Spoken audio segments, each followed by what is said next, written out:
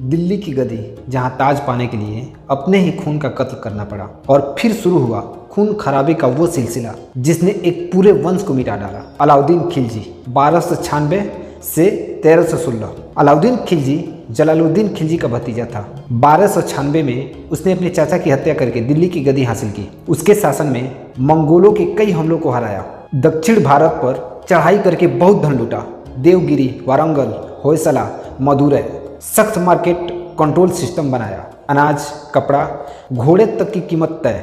सेना को तनख्वाह पैसे में नहीं बल्कि अनाज में भी देता था ताकि महंगाई न बढ़े। इतिहास में सबसे ज्यादा विस्तार इसी के समय हुआ, लेकिन 1316 में उसकी मौत के बाद सत्ता के लिए खून खराबा शुरू हो गया। उसके बाद के बादशाह शहाबुद्दीन उमर 1316 अलाउद्दीन का नाबालिग बेटा था। असली सत्ता मालिक काफूर के हाथ में थी। कुछ ही महीनों में जहर देकर मार दिया गया। कुतुबुद्दीन मुबारक शाह खिलजी 1316 से 1320 अलाउद्दीन का दूसरा बेटा, अपनी रंगीन मिजाजी और दरबार की अय्यासियों के लिए मशहूर। उसने जेलों से कैदी छोड़ दिए, टैक्स घटा दिए और मंगोलों के बंदी रिहा कर दिए। धीरे धीरे उसकी शक्ति खत्म और भ्रष्टाचार बढ़ गया। अंत में उसके अपने ही अमीर खुसरो खान ने उसे मार दिया। खुसरो खान 1320 हिंदू मूल का था। मूल नाम रामदेव, जिसे बचपन में मुसलमान बनाया गया। सत्ता में आने के बाद उसने हिंदू दरबारियों को बढ़ावा दिया और मुस्लिम अमीरों को दरकिनार कर दिया। इसने पूरे खिलजी वंश को खत्म कर दिया। गयासुद्दीन तुगलक 1320 से 1325